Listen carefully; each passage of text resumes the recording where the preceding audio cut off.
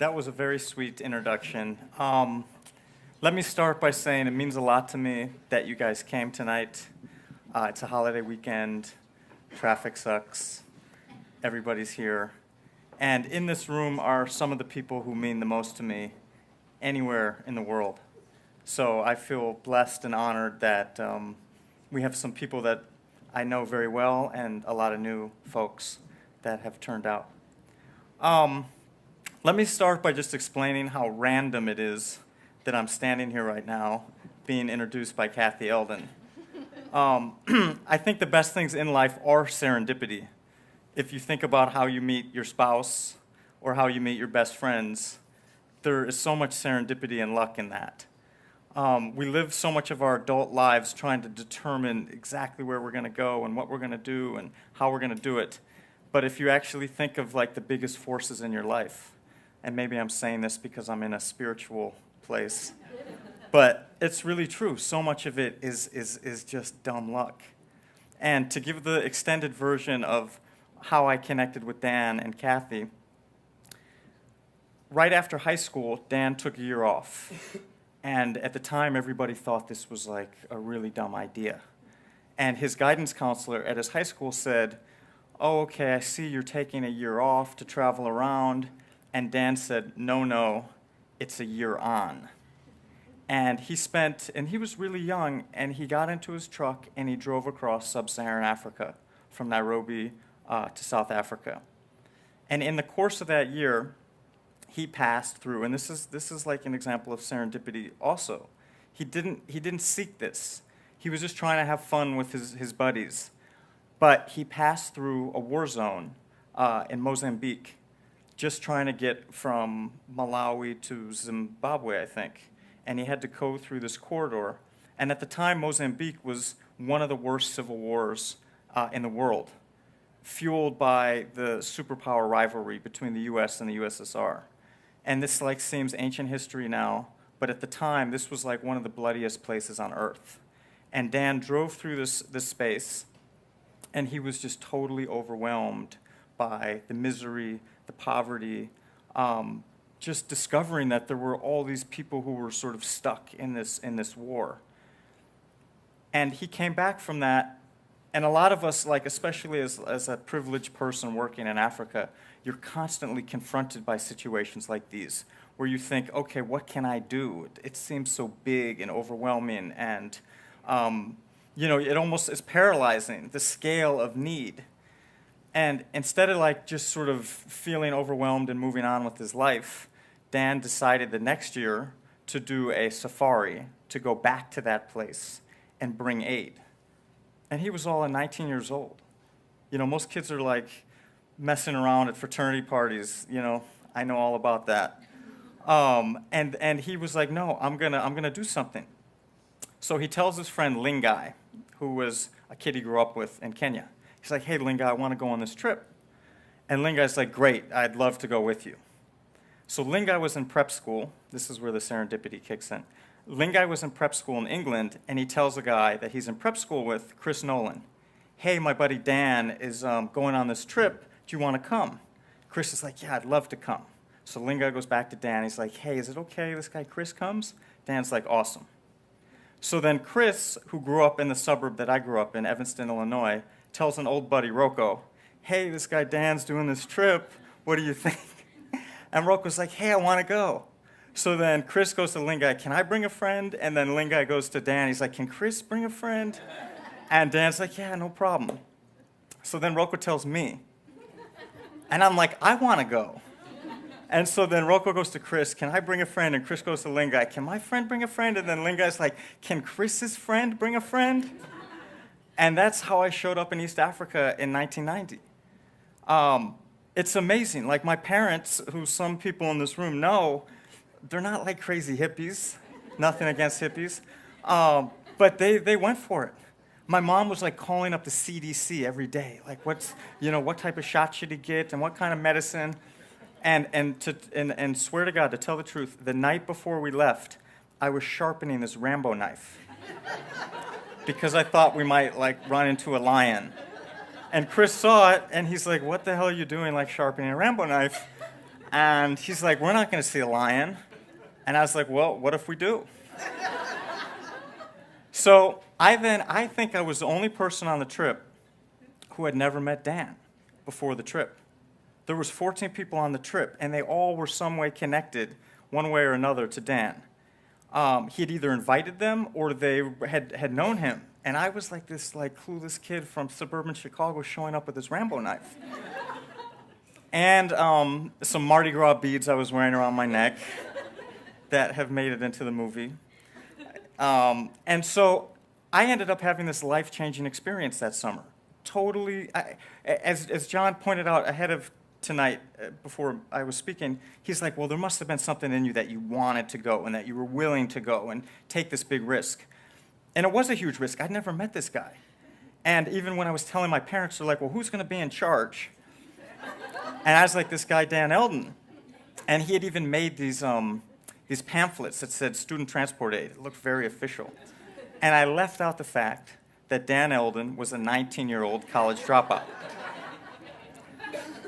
So I went on this trip, and and I've sorted through in like the process of trying to write this book and just tell this story. What was it that moved me so much that summer? And I kept a journal, and when I was writing the book, I went back to the journal thinking, okay, the secrets are going to be in that journal. And that journal was totally embarrassing. The things I was writing about, the way I was writing, it was no help whatsoever except showing how clueless I was. I thought maybe I can use passages of it in my book, like nothing in that thing was salvageable. But to make sense of the experience later, the thing that really struck me was how poor that world was. And I grew up in this affluent, suburb of Chicago, son of professionals, and I had never experienced moving through a world where people had nothing. And this was 1990. It was a different era. Africa was objectively poorer. It was before, there's now like a huge secondhand clothes industry where you donate clothes to like the Salvation Army and they bundle it up and they send it to Africa. And that's like actually resulted in, people are much better dressed today than they were back then. Back then, we were driving through rural East Africa and people were literally wearing rags with huge holes where you could see their skin. They had nothing. We didn't see like a fat person from Nairobi to Johannesburg. Like everybody was just getting by. We'd go into a village and look into a hut, and there would be nothing in the hut except some blankets like bundled up on the dirt floor. And so that poverty, it just stopped me. But the people that we were interacting with were also so much happier and more joyful and more connected than anybody I'd ever seen. And even, I explain this, like even the way people shake hands in East Africa, when you come up to somebody and you say, hi, how are you, and you grab their hand, they just keep shaking it. For like 5 minutes, how are you? Good. How are your kids? Good. How is, the job? Good. And just people stay more connected. It's like unbelievable. You see kids walking to school with like their arms around each other. You see people carrying bags, like one on each strap. That was like the first time I'd ever seen that. I just got the sense people hadn't lost sight of like a lot of the values that we get caught up in here. And I just came home from that trip like really sort of inspired, disturbed, confused. Like I just felt at home and alive. In a way, like I came alive, like I became the person I am today, like starting that summer. And a big part of it was Dan. That in addition to this like enormous sort of shift I had seen, I was led by somebody that was really inspiring and creative and fun. And that's like my line on Dan, like he had fun doing good things. It was like a road trip, we were getting drunk and going to discos and just hanging out with people, and Rocco and I would wrestle with, half-naked kids on the beach, and strangers, you could just go up and start grabbing them and throwing them and playing around. And it was just like that summer, even though it had a sort of serious mission, it wasn't about that. It was about just enjoying being together, being in that part of the world, and being around this guy who was clearly like very inspiring. And I remember coming back thinking, like, he's a peer. He was a year older than me, but he was like an idol. And that was really kind of strange and unsettling to be close to somebody who was your same age, who you looked up to like that dramatically. So that then sort of put me in a period of my life where I was confused because I didn't know what to do. I knew where I wanted to do it, and I didn't know how to access all these interests. So I studied Swahili at Cornell. I studied photography. I studied creative writing. I studied, sculpture, history. I was like all over the place. And when it came time to graduate, I was kind of in a panic. And this creative writing teacher suggested to me, he's like, hey, you like to write. What about working for a newspaper? And I really did say, like, God, that's the dumbest idea in the world, working for a boring newspaper. But then I got an escape rope, which was this scholarship to go to Oxford. And I felt totally like an imposter. I was not academically focused. I would have never, ever gone to do a master's degree in anthropology unless somebody wrote me a check and said, here's some money to go do it. But that bought me some time. And that's really important because as a young person, you put all this pressure on yourself to have it all figured out. And I really didn't. And it was very uncomfortable. And it was only when I was in graduate school that I thought, okay, if I have to pick a career, let's make it journalism. And the goal was to be a journalist in East Africa. That was my way of sort of accepting the responsibility of choosing a career, but doing something that I really wanted to do. And it was really hard. The people that were hiring at that time were investment banks and management consultancies and businesses. There was no newspapers that came to Oxford that offered a job. And I had this list of the top 200 newspapers in America from this defunct publication, Editor and Publisher, which was the newspaper industry Bible. And I sent out packages of clips to 200 newspapers, starting at the top, like the New York Times, Chicago Tribune, LA Times, and I got nothing back, just silence. And it was that amount of rejection, when you're young, is really hard to take. And my mom tried to make me feel better, and she's like, okay, this is how actors feel. And I was like, maybe, but I'm not doing something as glamorous as acting. I just want to be a newspaper reporter. And eventually, one newspaper, I got exactly one job offer to work at this paper in St. Petersburg, Florida. But I wasn't even in St. Petersburg, Florida. That was like Manhattan compared to where they stuck me. They stuck me in this little town, Brooksville, Florida, population 5,000, Confederate flags everywhere, gun racks in the back of trucks, and a lot of kind of anger and violence.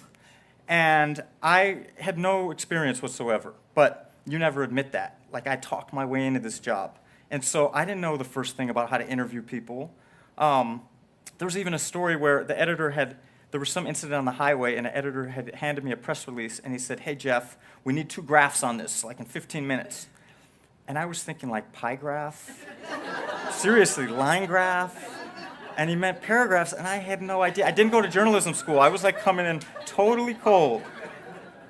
And one of the stories, I covered some just very strange stuff, which actually brought me to L.A. But one of the sort of bigger stories I did, I came into the office on a Monday, and a big piece of my book is about the relationship I have to my wife, who we met when we were really young. She was 17, I was 19, and we fell in love when we were really young, and that's beautiful. But it also complicates things because you don't know who you are or what you want to do. And I put all this pressure on myself to prove myself professionally. And so we had this relationship we were really, tight and together and in love. And then we would split up or we'd move to different places. And to take this career in the newspaper world, I had to go anywhere where she's like, well, why can't you move to New York? And I was like, well, the New York Times doesn't want to hire me. Or I'll move to LA. I was like, well, LA Times doesn't want to hire me. The only person who wanted to hire me was in this little redneck town. So I came into the office on a Monday, and the editor said to me, he said, hey, listen, we got a big murder case. We need your help. And I had been in Washington that weekend where my wife was working on the Hill, and I was like, okay, sure. And I didn't know what he was talking about. And he said, I need you to go try to interview this guy, Willie Crane. I was like, okay, what happened? And he said, well, Willie Crane is a crab fisherman, and he's suspected of murder. And the circumstances were that this guy, Willie Crane, had met a woman at a bar. She took him home. She had a little girl, a 7-year-old girl, in her house, her daughter. They all watched TV together late at night. She said her back hurt. He's like, oh, I can give you something for that. He gave her 5 Valiums. She took the Valiums. She was a heroin junkie, the mom. And she fell asleep. When she woke up in the morning, Willie was gone and the daughter was gone. And everybody suspected this guy of doing something to the girl, but there was no evidence. And when the woman called the police and said, hey, I brought this guy home and here's his name and this and that, they said, we're going to run his record. And they found out that he had been in prison for raping little girls exact same age. And he should have been in prison his entire life. But it was at a time in Florida when the state was growing really fast and they were trying to empty the prisons out and just cutting deals left and right. And the guy got out in like 5 years when he literally should have been sentenced to like 80. So that's the story. So I show up as this like kind of clueless 25-year-old reporter, fresh from like this weekend with my girlfriend, like bummed out. I'm in this like place, and I go to his house, Willie's house. And I had met his daughter at they literally ran a business fishing for crabs.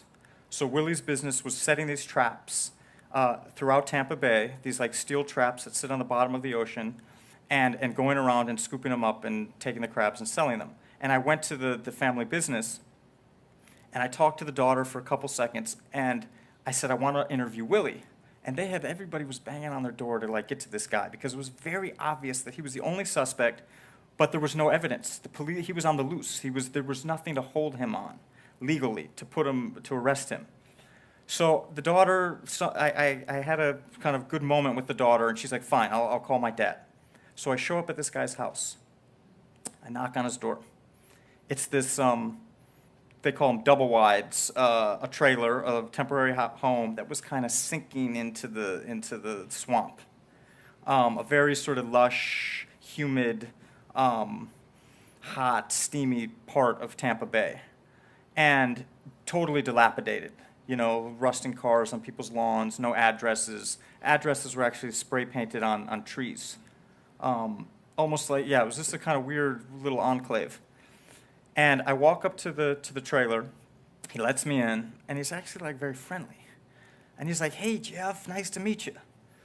And I look at him, and he's got these black magic marker lines on his neck. And I was like, Willie, what's the lines on your neck? And he's like, man, the police want a blood sample. And if they come to my house, I'm going to give them all the blood they can get. And he invites me to sit down at his table, and he's got this big buck knife sitting next to him, and he's threatening to kill himself. I'm like 25 years old on a suicide watch. And again, like I have no training. Nobody ever told me how to talk to like a killer. So we're just sitting there making small talk, and I'm terrified. And he's agitated, and his hair is kind of wild, and his clothes are dirty, and he's very jumpy, and you know, he knows he's the center of this ring that's tightening around him. And the police have been looking in Tampa Bay, pulling up his crab traps, searching for pieces of this girl. There was like a whole movement. This went on for weeks where people were volunteering in Tampa Bay to go dive on the weekends and help the police search for remains of this girl. So Willie's sitting there with this plate of pork chops. Some neighbor had like cooked him like some, you know, he had the support of his neighborhood who thought he was, you know, the law was treating him wrong and all that.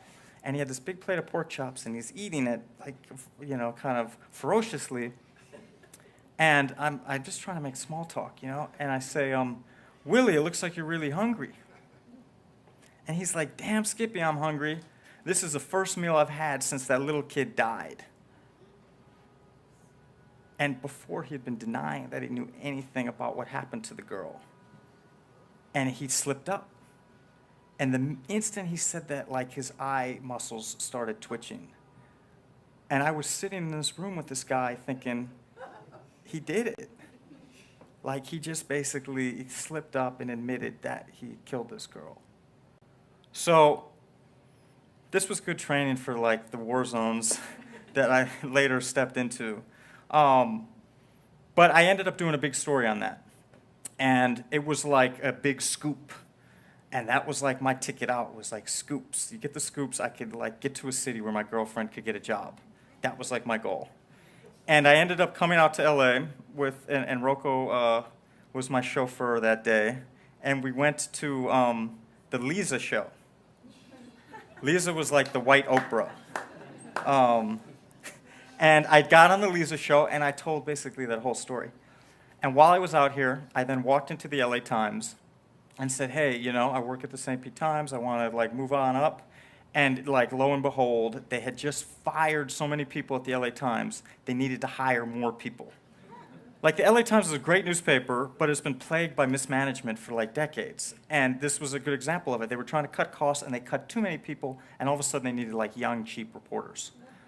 So I got hired. Willie, by the way, got convicted. They never found the girl's body to this day. But in the exhaustive search of his house, they found a pair of his underwear with a drop of blood on it that was her blood. Because they had, like, the parents, this was like in 1996, like the DNA testing was just kind of coming up, and they had taken a strand of her hair from a hairbrush or her toothbrush, and they matched the DNA to a drop on his blood. And he got sentenced to death. It's very rare in the United States for somebody to be sentenced to death with no body and no crime scene. It wasn't even like there was blood on the floor. They have no idea what he did to this girl. And to this day, they haven't found her. But meanwhile, I was climbing up the newspaper ladder, and my career got a huge jolt from September 11th. That was like, you know, just a traumatic event that changed the world in many ways. And for me, it was very specific. All of a sudden, these newspapers needed people to go out into the world and go to the Muslim world and talk to people and figure out what had happened that day. And I went to Egypt, I went to Yemen, and then we get involved. And then I went to Afghanistan when that war started. Then I went to Iraq when that war started. And I was in some really difficult times in Iraq. And in my book, that's like one of the kind of more intense chapters, because my girlfriend and I were apart, and being in a place where there was so much death and destruction and bloodshed and fear.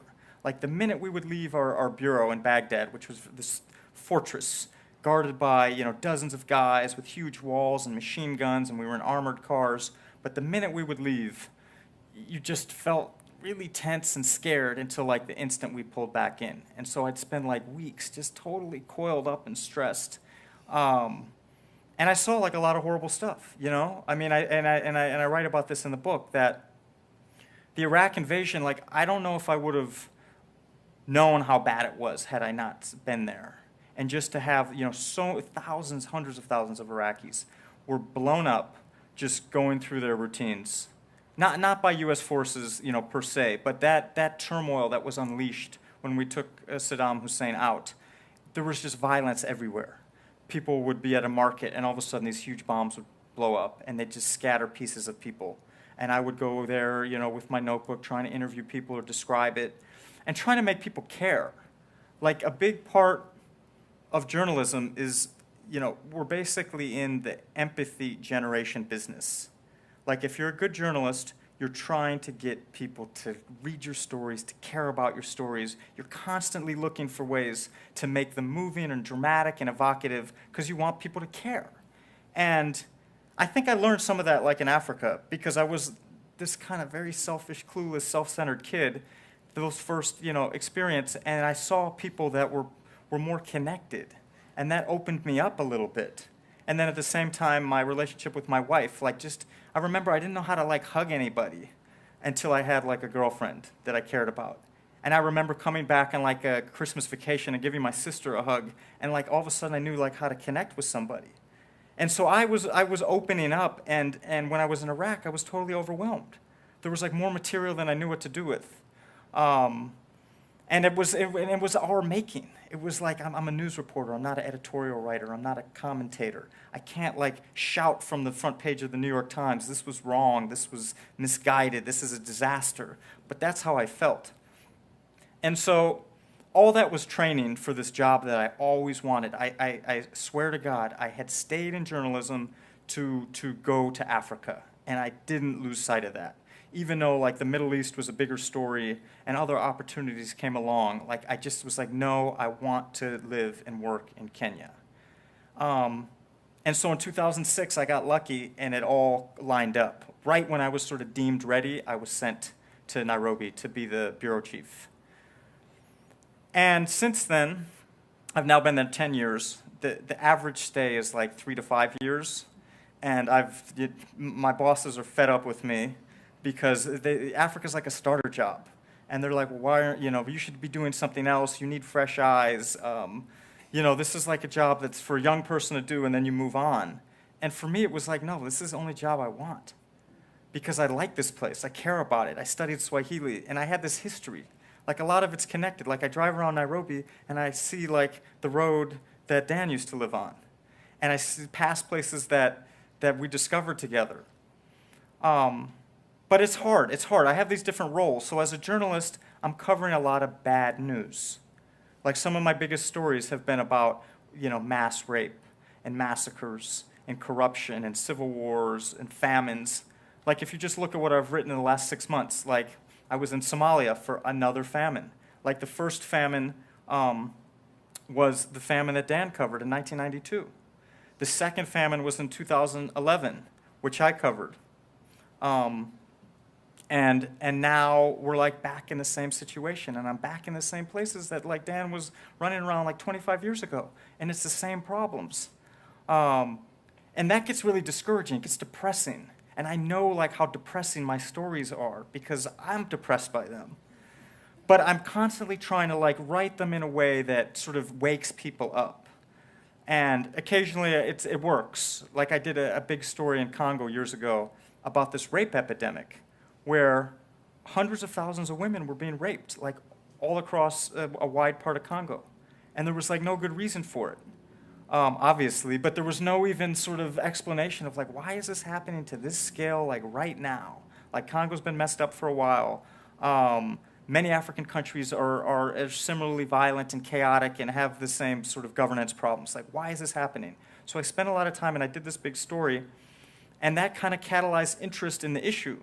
And there was some women in New York that got together and formed a group and raised money to help the victims of that problem. And that's like really gratifying. But at the same time, it's hard for me not to feel like a little confused and conflicted because I didn't come to Africa to write about conflict. Like when I first came to Africa, I didn't want to be a journalist. And when I first got into journalism, I didn't want to be a war correspondent. I wanted to just write feature stories about a beautiful part of the world that I cared about and that I thought like we could learn from and is just a special place that I wanted other people to appreciate. And now my job is to kind of go after these big news stories, and I feel a responsibility. Like I could write more stories about culture and economy and sports and other topics, but I feel bad doing that if I know there's some really shitty situation somewhere that nobody else is covering. I have the resources. I'm the guy from the New York Times. If I do a good story, like it has a chance of helping. So that's like a quick sketch. I would like to read a passage from the book, if that's okay. And then I'm ready for whatever Kathy Eldon is going to throw at me.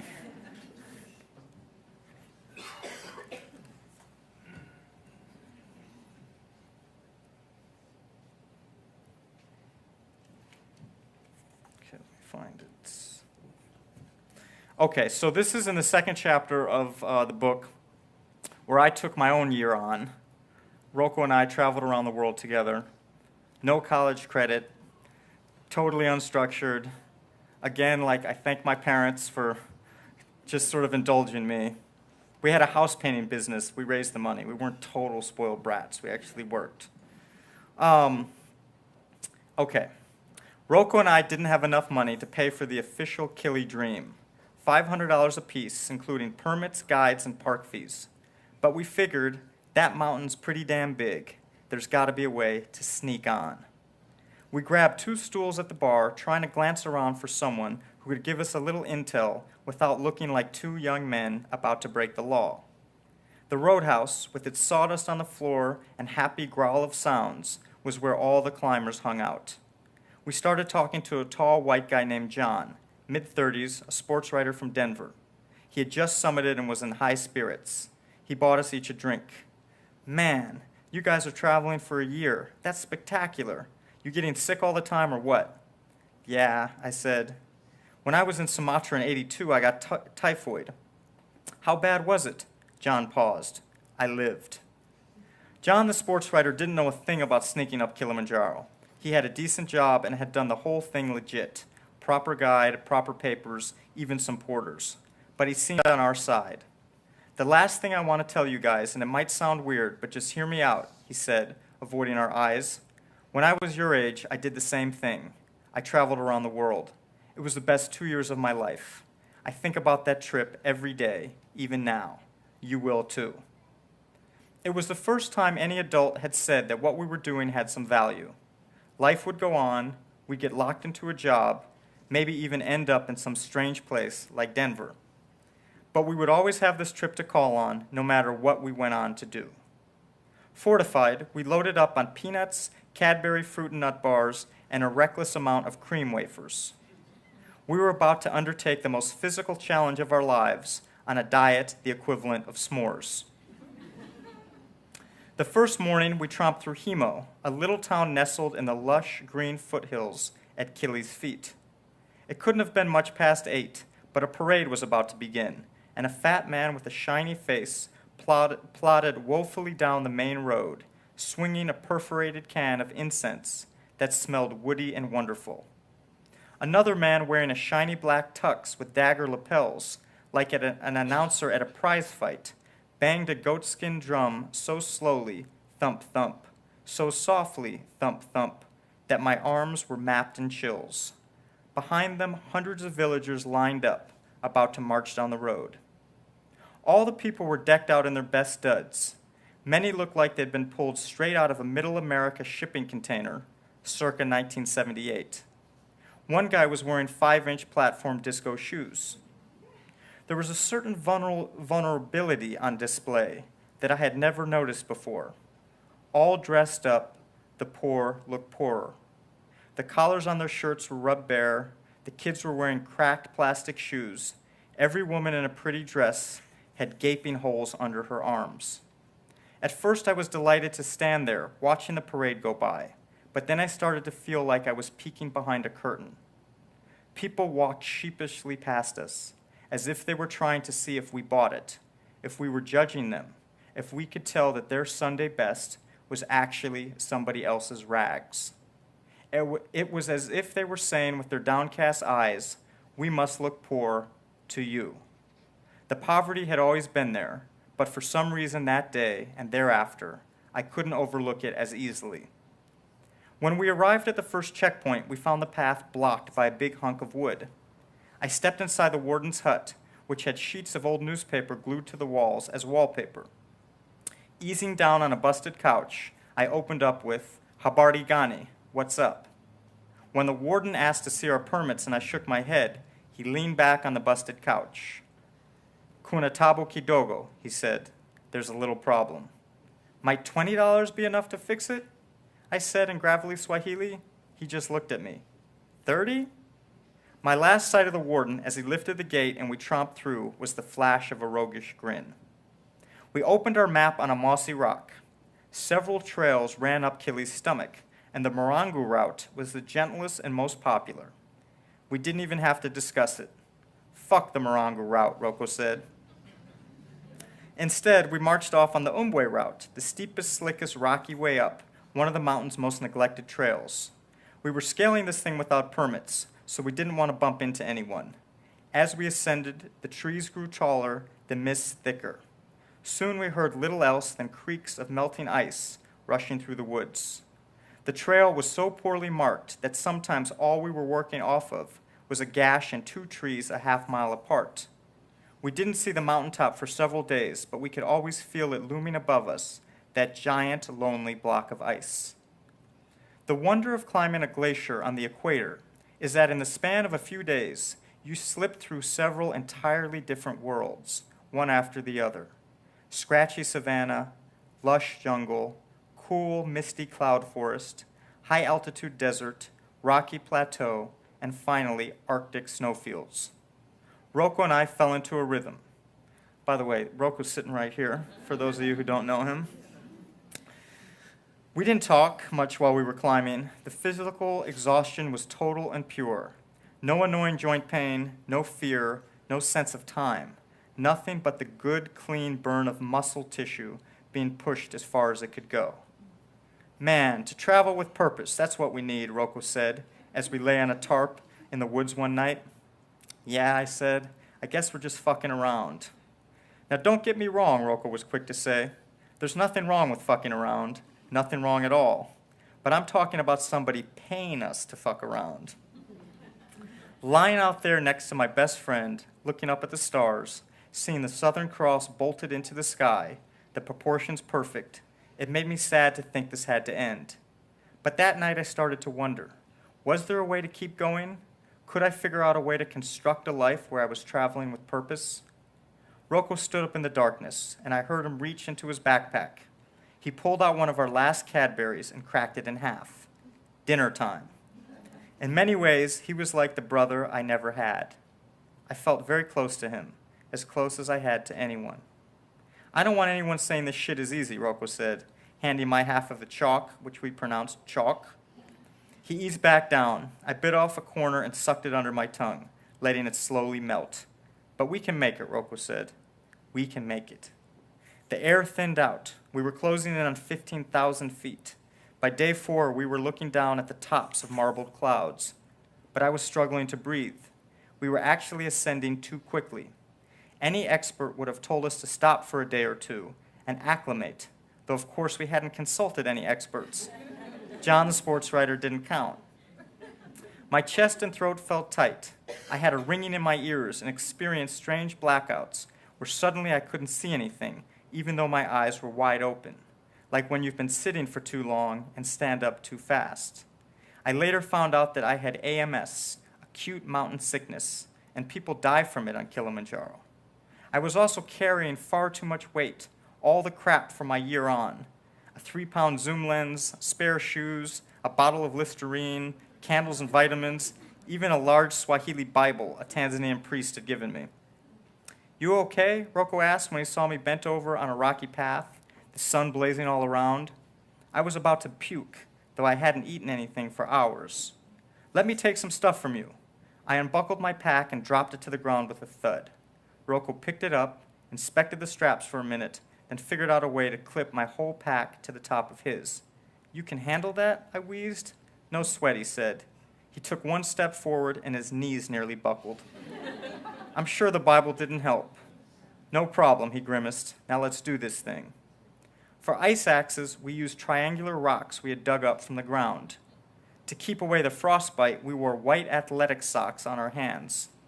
To stay hydrated, we drank snowballs. We could no more see the end of that path, which was buried somewhere in the lofty mountain's head, than we could see the end of our own lives. Sneaking on to Kili was among the stupidest, most reckless things I've ever done, and that's saying something.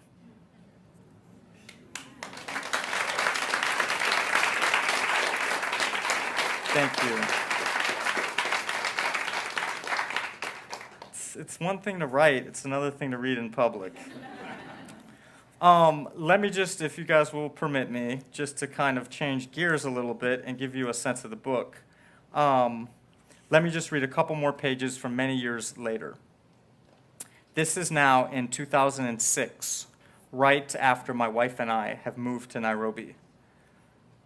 And my wife is a criminal defense attorney, but took a couple years off before we had kids to work with me shooting video for the New York Times. So it was this wonderful experience for several years where we got to travel around together as a team, to all these places like Mogadishu, Darfur, Congo, Libya, the places I would cover. And one really nice aspect of that was even after she was back in Nairobi with the kids, not working with me anymore, I could call her up from just about anywhere, and she had stayed at that hotel with me, or knew the guys I was working with, or remembered the roads, and so it kept us together. This is before we had kids, when we were working really heavily together. On December 24th, 2006, 4 days into our Christmas vacation in Zanzibar, which my parents had flown in for, their first visit to Africa, I got a call. Or more accurately, 11 calls in 38 minutes. I missed them all because I was on vacation, swimming in the Indian Ocean with my dad, off one of my favorite beaches in the world. This was the downside to my new job. News could break anywhere at any time, no matter where I was, and knowing that possibility always existed, even if it didn't always happen, made it difficult to ever truly relax. I made myself call Bacchus, my translator, back. He answered in half a ring. "Jafar," he said, "it started." Ethiopians were pouring across the border, attacking Somalia from 3 different directions, unleashing everything they had: tanks, artillery, gunships, MiGs, infantry divisions. Ethiopia may be one of the most impoverished countries in the world, but it sure can wage war. A once-in-a-decade full-scale invasion was underway, and here I was, standing in a bathing suit in a beach town, on an island, with 2 parents sadly staring at me. And in situations like these, all that matters is how fast you can move. "Be careful," my dad said, folding a pair of ancient fruit-of-the-loom tighty-whities and frowning into his suitcase as our vacation was cut short. "I don't want to get another call from Bill Keller, like I did when you were kidnapped." Courtney and I hugged them goodbye and jumped on a plane back to Nairobi. We ran around our house like a pair of looters, snatching laptops, cameras, tape recorders, and handfuls of money, along with sunscreen, toothpaste, jeans, t-shirts, and birth control. The video desk was suddenly interested. "We won't risk anyone's life for A13, but for A1, send in the whole team." We barely made the next flight to Addis. Up in the skies, Courtney was anxious. "Will it be safe? Do you have a plan? Isn't this a crazy time to get into Mogadishu?" "It'll be fine," I said. "The Ethiopians like me. You'll see." I was actually right. The Ethiopians were happy to help. This was less than 6 months before Courtney and I would be considered enemies of the state, but none of us had any inkling that was coming. The Ethiopians were like the Americans back in Iraq, full of noblesse oblige. "You want to go in with our troops? Minam chikar yelam. No problem. We'll arrange." They knew this was going to be a rout, but they also liked the fact that this Mzungu still remembered some phrases in Amharic from that wet, lonely summer a decade before. We climbed on board a troop transport plane to Kismayo, loaded with so many red-tipped artillery shells that had we crashed, it wouldn't have hurt at all. I looked over at the man strapped in next to me, a stone-faced sniper. "Kas by kas, and kulal beguruyahedal," I said. The guy just started cracking up. For some reason, hearing a Mzungu recite that proverb, "Slowly, slowly, the egg will walk," their version of "Rome wasn't built in a day," always cracks Ethiopians up. Kismayo, a forlorn port town in southern Somalia, wasn't where I wanted to be. I wanted to be in Mogue, where the Islamists were gearing up for one last stand, but the Ethiopians said Mogue was, quote, "too hot" to bring us in. For a journalist, that's about the worst thing you can hear. Too hot? That's an oxymoron. A huge story unfolding without you causes a special kind of pain. We constantly dream up apocalyptic scenarios in which the news breaks and we're the only reporter to get in and cover it. I may have been in Somalia, but I was in a quiet town where nothing was happening, and I couldn't even find a fixer to help me make phone calls. Kismayo had plenty of fixers, but none wanted to work with us. I later found out the reason was that some jerk in Nairobi, a guy who had applied for my job before I got it, told his fixer that I was Jewish, a dangerous and quite sinister disclosure in that land. Exactly one fixer agreed to help us. He was a surly junior radio reporter, about 25 years old, who acted as if he was doing us an enormous favor by accepting $200 a day, twice the going rate. Nasta Dahir Farah, who we would soon call Nasty, cut quite a dashing figure. He was tall, immaculately dressed in business slacks and polo shirts, always carried 3 pens in his pocket, and it turned out was extremely well connected. His uncle was one of Kismail's warlords, which imbued Nasty with a sense of entitlement. He walked with his back very straight. He was not starry-eyed at all about Mzungus. He was also one of those fixers who seemed to enjoy giving the man he worked for bad news. "Jafar," he said, "there are no flights to Mogadishu. The only way, which I wouldn't recommend, is by road." I could tell Courtney didn't like that. "How bad do you want to get there?" she asked me. I stared at the ground. That bad? That afternoon, Nasty arranged an audience with his warlord uncle, Yusuf the Bald. We cut through the crowd waiting outside his office, past the various gunmen lounging on the steps, and walked into a room with little light. Yusuf the Bald was a dead ringer for a black Lenin. Clean head, triangular goatee, high cheekbones, and he sat behind a vast, virtually empty desk. The whole scene reminded me of the Afghan warlord dens, except in this case, great violence was dispensed from behind a box of pink facial tissues. "So, my friends, you need my help?" Courtney and I humbly nodded. Nasty spoke a slew of Somali to him, Yusuf the Bald grunted, and we said goodbye. "There may be a solution," Nasty said, as we trotted down the steps. He broke down the expenses on the back of a Yemeni biscuit wrapper. 1 gun truck, 18 gunmen, 6 sacks of rice, 4 flats of water, 2 kilos of goat meat, petrol, ammo, engine oil, a couple cases of Pepsi, and a couple kilos of khat. Quote, "Chewing khat is probably the best way of dealing with life in Somalia," Dan had written in his last journal. "It reduces your appetite, keeps you alert, makes you feel invincible. After 9 hours of chewing, you are ready to fight anyone." "It's going to cost you 3, Nasty said. Somalis never bother with the word 1,000. 3? I wouldn't skimp on the gunman, he said, or the khat. 3. I'll always associate Nasty with that number. $3,000 for the gunman, 3 pens in his pocket. We spent exactly 3 days with him. A year later, Nasty was shot to death in Kismail, most likely because of his work as a journalist. Maybe I remember him better than I should have because of the way he died, walking out of an internet cafe one evening after finishing his work, headed back home to see his pregnant wife, taking several slugs in the chest and stomach. The memories of those who die violently are always the sharpest. Thank you.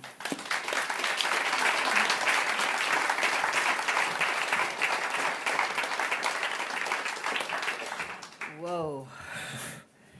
Okay. You're here to relieve me. I'm here to relieve you. Thank you. How's your back? It's okay. That's all right. Thanks. Yeah. Yeah. More than I'd even hoped for. My question, and then I'm not going to ask many questions because I really want this to be a conversation like a book club. It's like a book club. So my question is actually a really big one. I recently read Anthony Feinstein's book on PTSD with war correspondents. I experienced Dan, who was very, very young, going in and saying, I know these experiences have changed me, but I feel different, but he didn't know where to put things in his head. He knew certain things he shouldn't even photograph because they were so horrific that, as it was in the film, that they shouldn't even be shown. So my question here at the Bodhi tree, which is all about spirit and soul, is where's your soul? What happened to your soul? You seem remarkably well-adjusted. And I know at Westlands, you were in that shopping center when children were being slaughtered. How have you stayed so stable? You're the father. I'm sorry, I'll keep talking. Where's your soul? That's all I want to know. Just tell me. Do I need therapy? Yeah, I don't know. We'll figure that I'm sure one there's out some in a minute. people in this room that could help me with it. I don't know. I'm lucky that I have like a good family in both directions. My family that I grew up with, they're all still here. We're close. I have a good marriage on most days. And I think I have a way to retreat into that when I need it. I also had a very stable upbringing. And my wife has said, like, well, maybe the reason why you've traveled a lot is because you had this, like, really sort of rock solid childhood, where I grew up in the same house, in the same room, until I went to college. Parents didn't move at all, same community, came up through public schools, and I had almost like no turbulence in my youth. And so that, like, kind of Courtney's take on it is, you felt like you could go away because you always knew you had a place to come back to. And I think there's some truth to that. But I do kind of have PTSD. I mean, I do, like, I don't like I get sent in the course of my job some of these, like, really grotesque videos that sometimes I have to write about.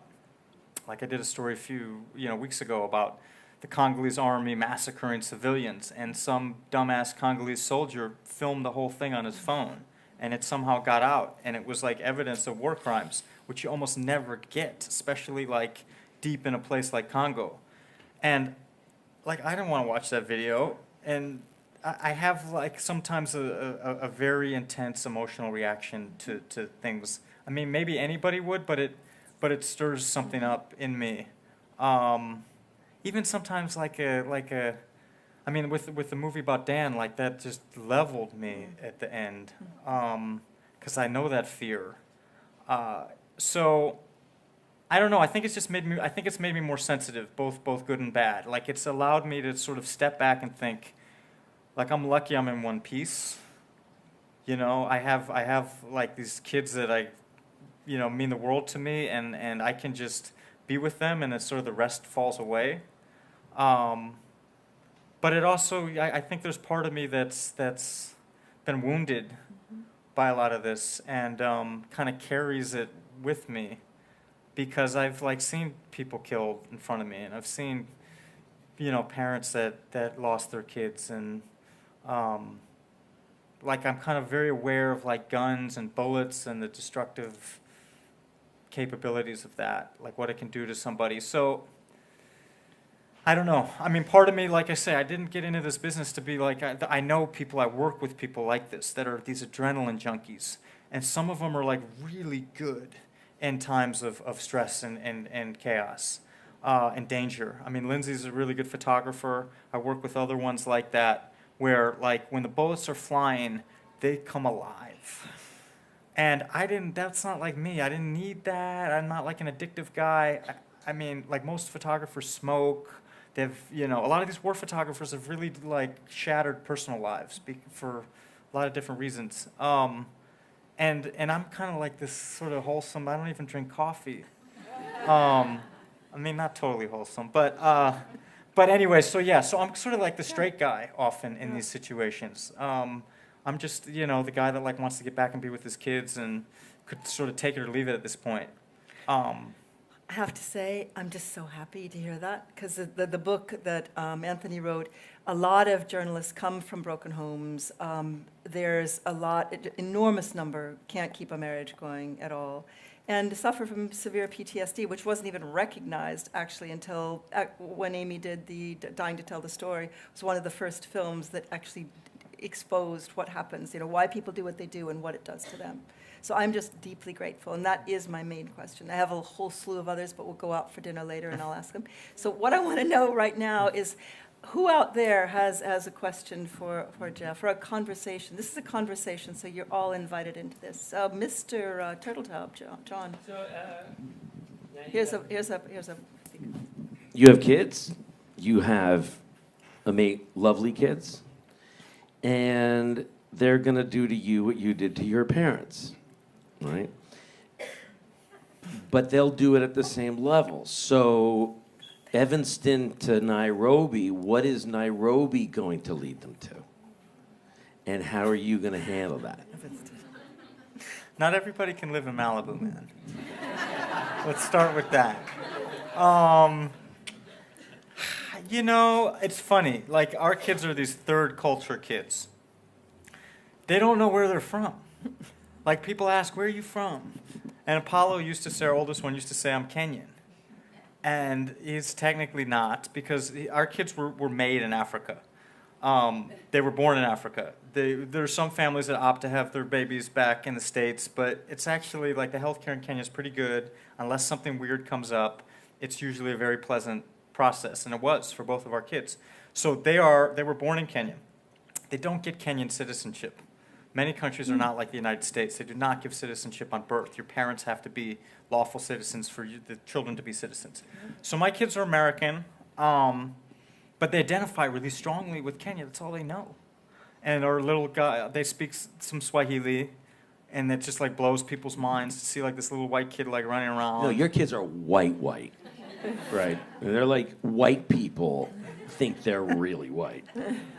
It's this bigger problem. It's this bigger issue of like, yeah, where are you from, and should you be living in your home? Like, is that a mandatory demand of human existence that you shouldn't like try to adopt another place as your place? Like, what does it mean home? And so I'm confused by that. I feel very dislocated here. I now get like shaken down at JFK when I fly in. I'm on a watch list. So seriously, I get there. This happened last summer for the first time. I get there and you check your passport, and I get like this big X across like the ticket that you get back, which is obviously not a good sign. And then I get taken out of line, and I go to secondary. So I'm in this room filled with like Nigerian immigrants and all these other people, and there I'm sitting, and my kids are like outside like, what's going on with Daddy? And I got interrogated for 2 hours at JFK, and they went through my passport, and they're like, Somalia, why were you in Somalia? And I explained, Sudan, why were you in Sudan? And have you ever been in Iraq? I was like, yeah. Afghanistan, yeah. What about Libya? Yeah.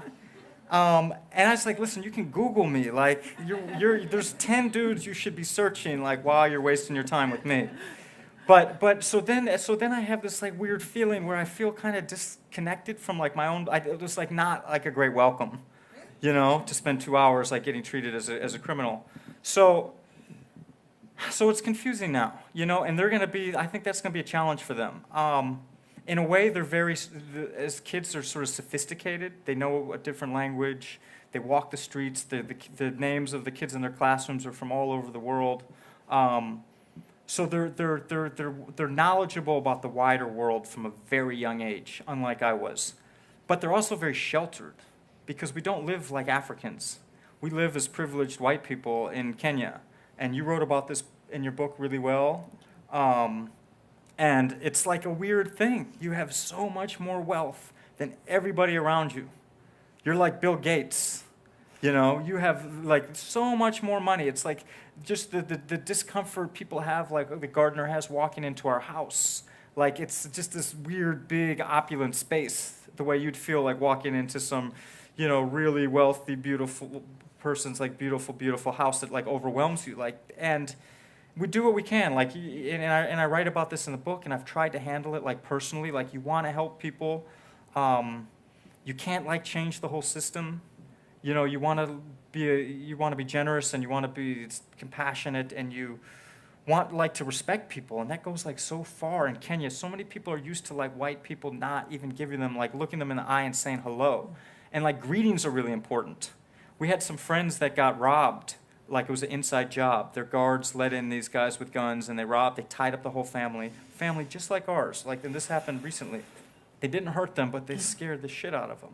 And they came in on a Sunday afternoon at like 11 a.m., and the guard let them in, and these gunmen came in and grabbed the family and tied everybody up and just robbed the house for an hour, holding guns to their heads.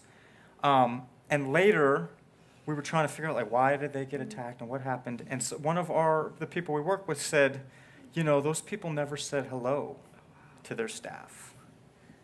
And just like that little thing, you just got to try to overcome. There's this huge gap between like the way we live and the way most people in Kenya live, and you just got to do your best to overcome that. So the long answer is, I have no idea what they're going to be like. Very sort of different. If we ever move back to the States and we kind of settle into like a suburban life or something, I think it's going to be sort of hard for them. Yeah, but are you going to let them take the adventures that your parents let you take? How are you going to handle a kid like you? Is this a trick question? I think, yeah, of course. You know, I'm not a scaredy cat. Like, I want them to, I'm not an overprotective parent. Yeah, I want them to experience the world. And what if they want to be investment bankers? No way. Melinda. I know you talked about yourself getting therapy, but I'm wondering if your parents have gotten therapy, because as a parent, I'm sitting here listening to like what they went through, having you like go off like that. But I was curious. I feel like we all have sliding door moments in our life of, if I was with this person, I went to this school, and you're so passionate about what you do. And I know that time with Dan and Rocco was life-changing for you. Do you think you would have found your way to where you are now had you not had that really, really brief time in terms of how it affected the course of your life and what you're doing? I don't know. Like, I had just sort of presumed I would be a lawyer. Really? Like, my dad was a lawyer. He's now a judge.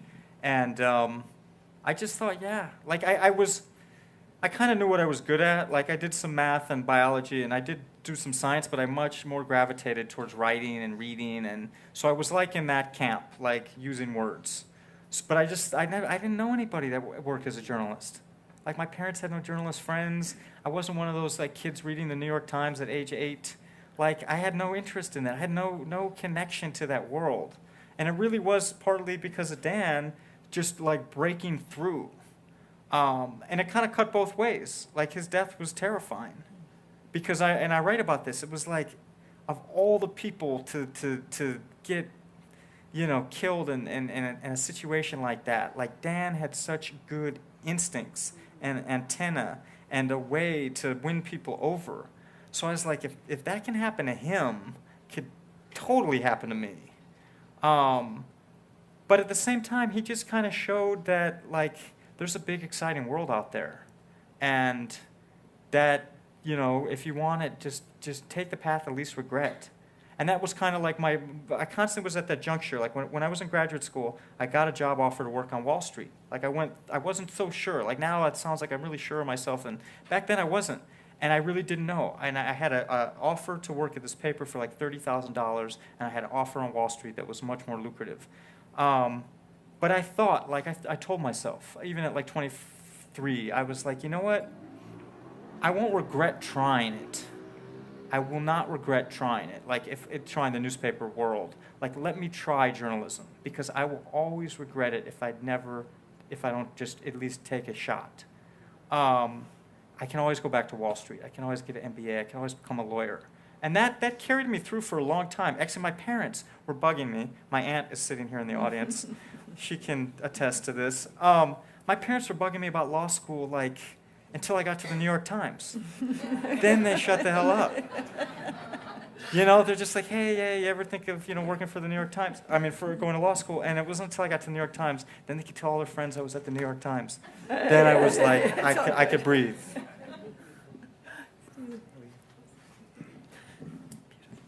So in 1973, I climbed Kilimanjaro in a pair of tennis shoes that were wrapped with tape to keep them together, and instead of Cadbury bars, I had peanut butter, and I literally started up that mountain by myself and made it to the top. And one of the most magical places I went, I think it was after Kilimanjaro, was the island of Lamu, and I'm just wondering if Lamu's my favorite place in the world. But I'm wondering if one can still go there and if it's still safe, because I'd love to get my husband there, number one. And that's my first question. My second question is, I still read the newspaper, you know, the paper version as well as online. And with everything happening with digital media and newspapers and everything, I'm just wondering, as a journalist, what you feel about the future of journalism and, you know, maybe fake news and all of this stuff that we're experiencing today. Okay, first easy one. Lamu is a really beautiful place. It's a little island off the coast of Kenya that has this long Islamic history. It was one of the first trading ports on the East African coast, and the Arabs came from the Middle East looking for ivory, looking for slaves, some other natural resources, and they brought, spices and dishes and beads, and they established these trading ports. That's actually how Swahili, the language, developed. Swahili is a blend of Arabic and the indigenous languages people were speaking around the East African coast. So Lamu remains literally my favorite. I love Lamu. We've been there dozens of times. There's no cars on Lamu. It's this little island with these snaky, winding alleyways built hundreds of years ago, and these old houses that are kind of leaning and about to topple over. And it's surrounded by this beautiful white sand beach. Very chill. People are really connected. Like when we visited so many times, we'd get off the boat, everybody would say hi to us. But it's near the border of Somalia, and Kenya has a serious terrorism problem. Like I've covered this myself from both sides. And around Lamu, there's been a number of attacks. So when my wife got her job working for the State Department, she was not allowed to go to Lamu anymore. So the American government will not let any embassy personnel go there. It's still considered dangerous. I think that's kind of overstated. I think Lamu town itself is fine, partly because everybody knows each other, and I think it would be hard to do anything there because you would stick out. People would be like, "Who's that guy?" But it's on the edge. As far as digital media, the New York Times, we're trying everything. We're experimenting with video and 360 video and podcasts. We're all kind of lost, sort of fumbling our way through this new landscape.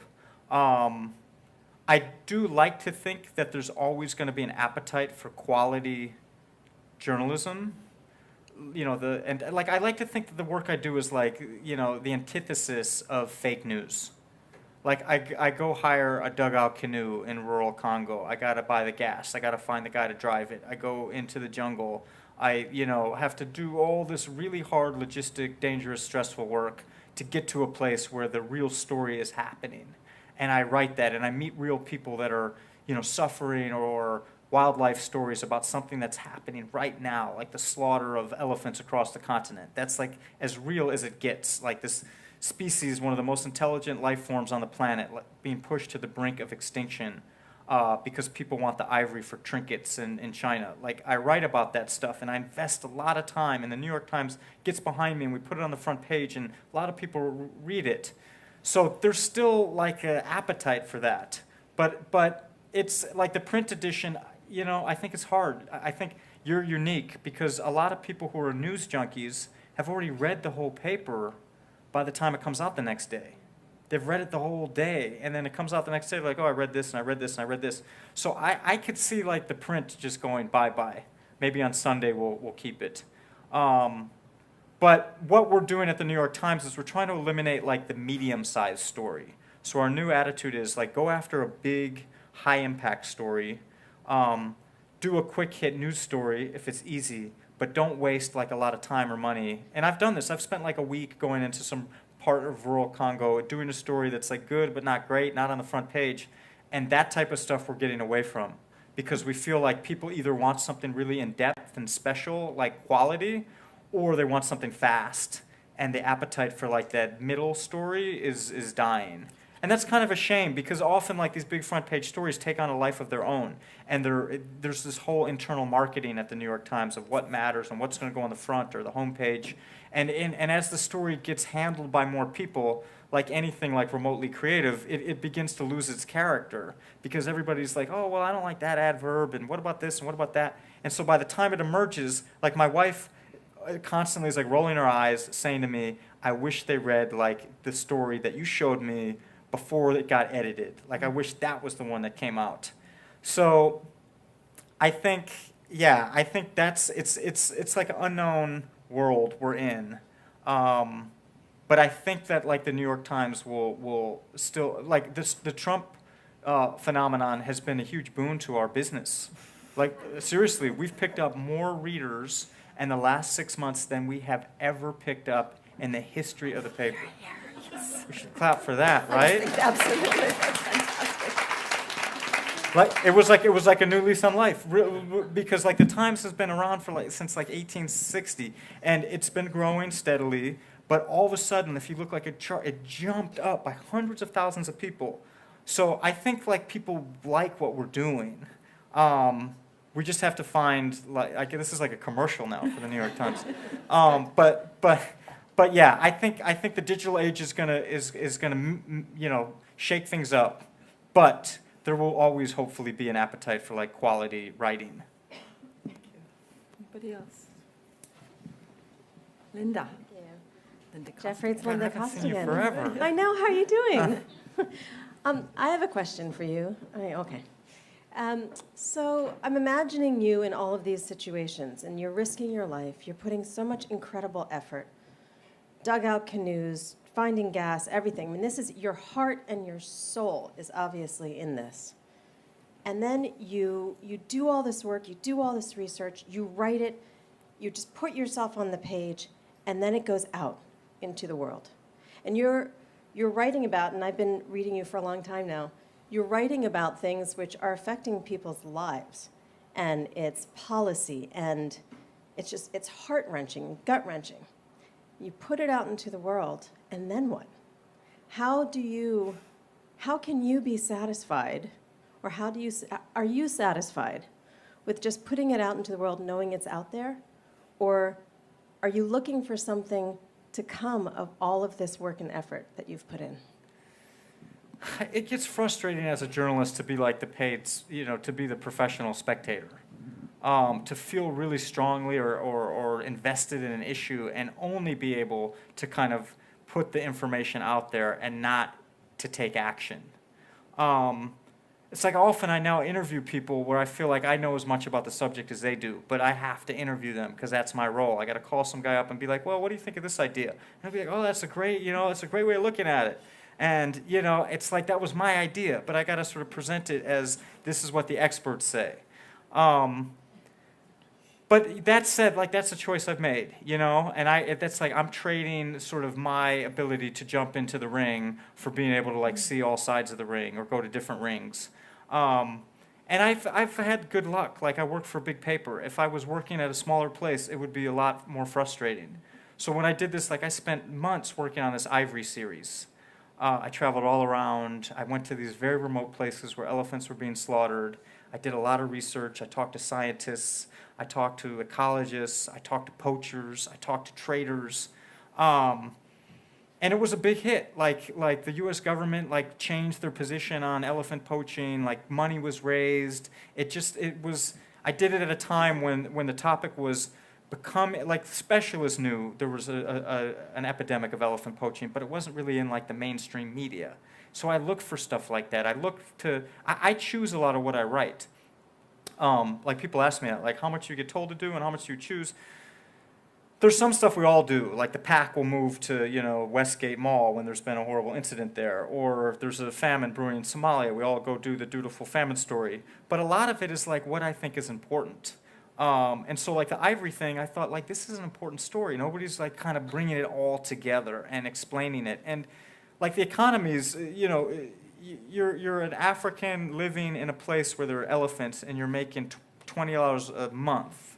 And you bring one of these animals down and you sell the tusks and you can make $5,000. The equivalent of 10 years of salary or something like that. Like that's a problem.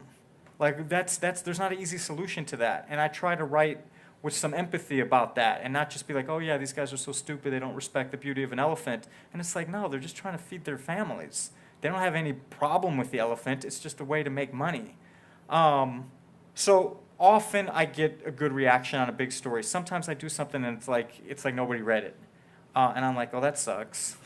But that was part of the reason why I wanted to write a book. I was like, I wanted just to write about my experience and sort of step away from the news and talk about what it's like to be in all these places and to have this conflict where I care a lot about this part of the world, but at the same time, I'm kind of in charge of covering the like worst sides of it. We're going to take, I think, one more, right? Stephen, is that right? That's good. Yeah. I'm just warming up. Go on for hours. I want to get in a question as well. So Yeah, I'll give it, Stephen, do you give wanna us two. Yeah, Yes, I was wondering if you had any insight. I know it was breaking news a few days ago in Kenya that a Kenyan delegation had signed a $2 billion deal with a Chinese coal company, Power Global, in regards to putting a coal plant near a UNESCO World Heritage Site, and actually was in Lamu. And I wondered if your paper had, anything, if you had any insight on that. So in Lamu, there's actually this like beautiful place that we all find a very like pristine, natural, special part of Kenya. They're talking about building an enormous port there. And they actually need a new port. Like these African countries, the economies are growing really fast. Like that's something I kind of have left out because it's not as like dramatic as, elephant poaching or being kidnapped. But the economies of these African countries are growing really fast. Like the middle class is expanding.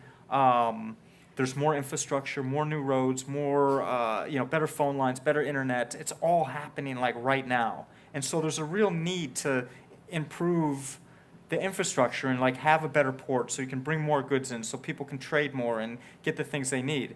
So I'm sympathetic to that. Like it's hard. And with wildlife, this keeps coming up where. Like the Tanzanian government wanted to build a highway through the Serengeti National Park. Serengeti National Park is like arguably like the most beautiful, pristine part of East Africa where more animals live, and it's like a more spectacular environment than almost anywhere else on Earth.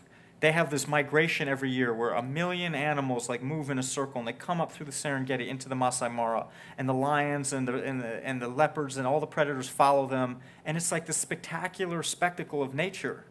And the Tanzanian government was like, we need a highway through there because our people are, they need roads, they need development, and this was like the most efficient way to do it.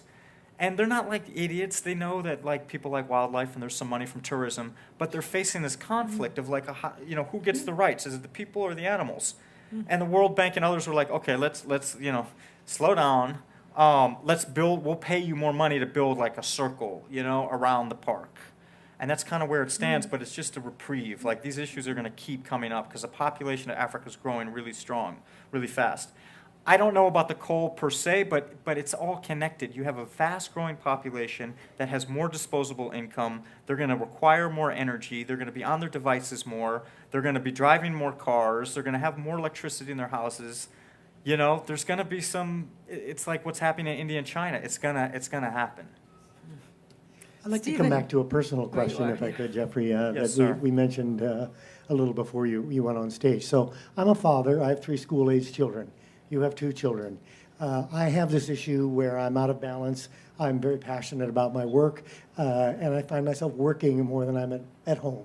And hearing your stories about the danger, knowing how Dan was killed, the story you told about the gunmen coming in and holding guns to their heads. How, as a father, do you live with that danger that you're putting your family in, if you think you are? And what would happen to them if something happened to you? And I just really, it's amazing to me that you're making this choice, but I wonder how you feel about it. You're making me feel guilty. No. I Come on, man. I'm admire just trying to you. feed my kids. Yes, in a unique way. No, just really, what's in your heart about that? It's hard. The worst thing I could do to my kids would be to get myself killed. That's like the worst thing. Like you worry about your kids getting sunburn or being spoiled or whatever. The worst thing I could do would be just drop out of their life violently when they're at a young age and be looking at pictures of me, for the rest of their lives. So I'm very aware of that. I've dialed it back a little bit. Like I don't have it all kind of happened at the same time. Like I've proved to myself I can do this crazy stuff, and I've sort of worked it out of my system, not totally, but a lot. So I have less interest in sort of taking on like a really dangerous assignment. I just think, okay, you know what? Somebody else wants to do that, they can have it, because there's too much for me to lose. And it's not just me. Like I would create a wake of sorrow if something happened to me.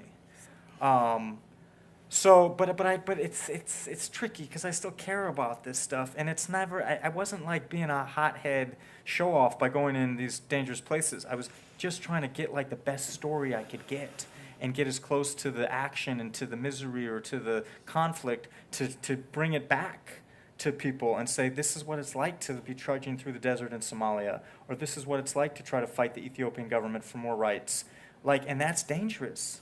So I'm in a tough spot because I believe in the work still, and I don't want to do it half-assed, but it's dangerous. And it's like Africa, it's very easy to get yourself killed out there.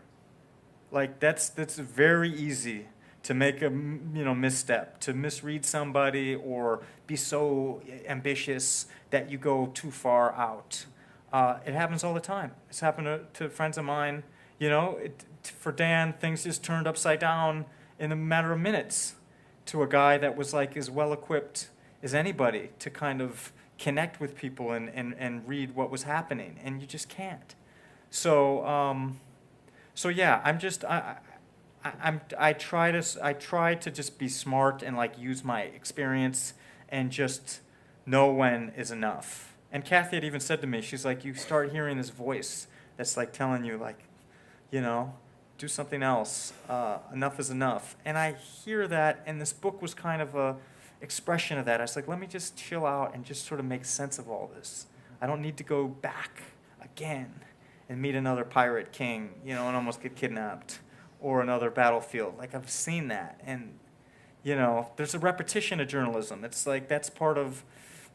unfortunately, there are these same places. I've been to the same places 5 years again. I was in a place in Congo. I wrote a story about this. And there was this body on the street in the exact same place I'd seen a body on the street 5 years before.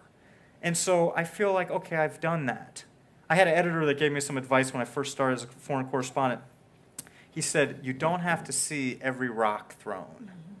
So he went to Jerusalem at a young age, and somebody's like, if there's some shit going on in the streets, take a look, do your interviews, and then go back and write the story. You don't have to see every single rock thrown, because you never end up being able to use that anyway in your piece. I do 10 times as many interviews as I ever have room for. So I just try to be smarter about it. But yeah, it weighs on me. It's hard. I think we all recognize your passion, acknowledge you for the great work that you're doing, but it just, as a dad, it tugs at my heart, and especially hearing, the circumstances of your being here, of Kathy being here. So is there one more question that we wanted to get? Do we have time for that? You guys Up okay to you, with that? man. It's your fine place. for us. We'll give you one more question then. Uh-oh. And we have a book signing. Yeah, exactly. Jeff, it's wonderful to see you. The writing is wonderful, truly. I think it's a love letter to Kenya more than Africa. But Africa, I think you did a fantastic job. And the way you interwoven the Kerouac, the Conrad, and all the writings before you, the journalists who were in Africa, who covered last centuries, and the way you weaved it through, it's masterful.